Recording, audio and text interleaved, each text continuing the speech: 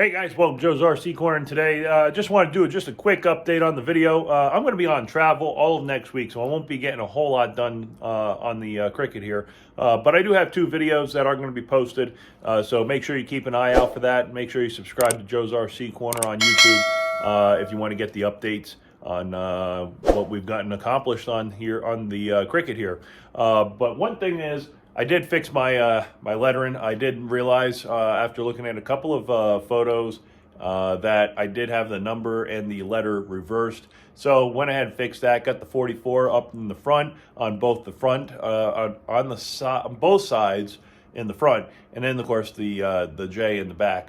And again, that's for the June of 1944, which is when D-Day happened. So. That's why I put those specific numbers and letters. From what I understand, there is a L4 Cricket that had that same number and letter on there, but my mind was thinking something totally different when I made those. So anyways, let me turn the camera around and I'll show you the other side. Okay, so as you see, I'm getting some of my electronics out here for the Viking engine. So what we're going to be working on Saturday before I leave on Sunday is we're going to be working on the wiring of the engine. So what that entails is getting my batteries in where they're going to be, however, not bolted down yet because I did order the mount for my batteries from Viking. So when that gets in here, then we'll permanently mount that. Now these are going to end up being moved because I think I'm going to end up putting my batteries in the middle right here, and then have my positives on that side and negatives over here. So my positive bus, negative bus, solenoids, all that fun stuff on that side, and then we'll fit the transponder and the comm radio somewhere out in front of it. This right here is so that my Garmin 175 will talk to the GRT. So that's going to be mounted somewhere as well. We'll figure that out and get that all wired up later on as well. But right now we're concentrating on the power, and also finished setting up my primary engine controls, or power basically. So I have my battery 1, battery 2, my start. My avionics is a 35 amp avionics switch, so all of my avionics will go through this switch. Then we have fuel 1, fuel 2, alt, and I will be adding a few more underneath. And then I believe all my circuit breakers I should be able to fit down below, but I got to figure all those out still. So I'm going to lay out my next set of switches. So I need my nav lights / wigwag, which is going to be a 3-position switch. I'll have my landing lights, landing light wigwags, nav lights, pitot heat, and then I believe my heater switch will be here. And then all the rest will just hang out down below. All my circuit breakers and all of those are going to be labeled down below here. And then we'll be able to get this wired up and get that in place down there. So that's how that's all going to work. So all my circuit breakers are planned to be on there in the back. We're going to try to get all that taken care of. But main thing is I want to get this all wired up first, get the solenoids in place, and so on and so on. And of course the buses.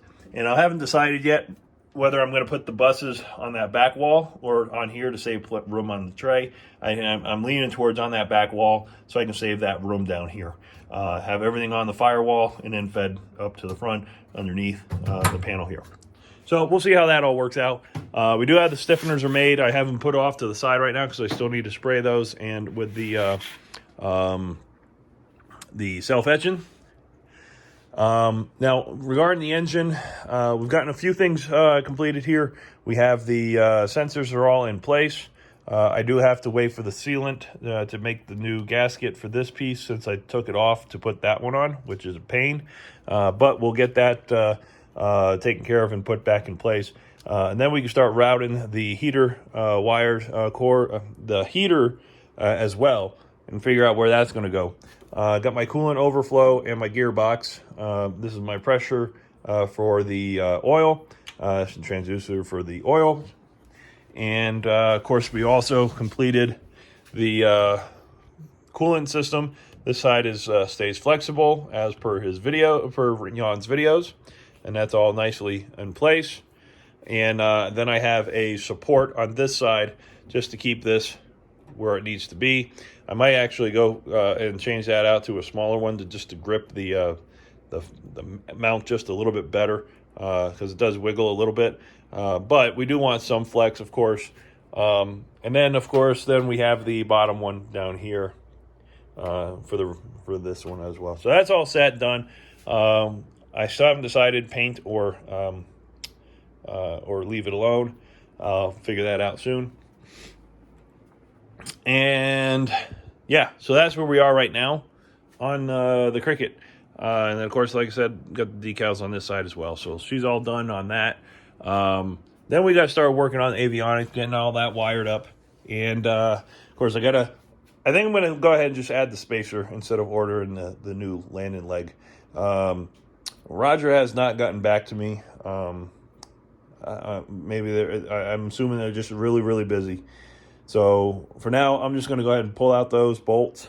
I bought a set of the longer ones that I need to complete that. And they are right here in my baggie. So we have the longer,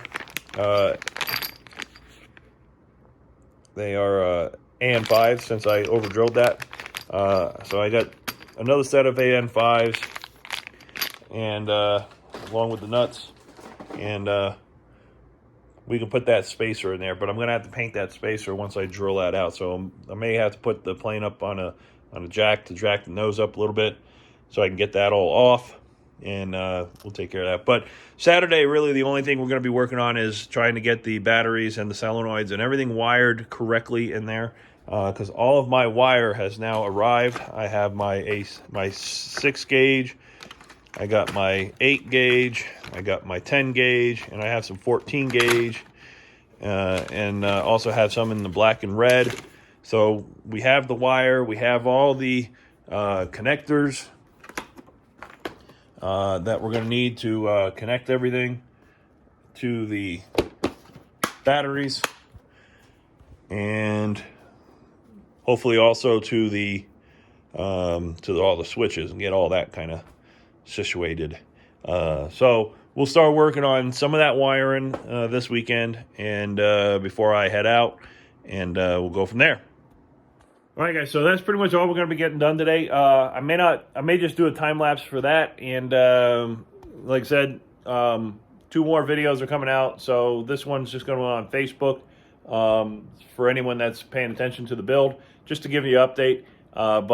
Yeah, so thanks, guys. And if anyone's up in Alaska near the Fairbanks area that has a Viking powered aircraft, I'd love to catch up with you guys.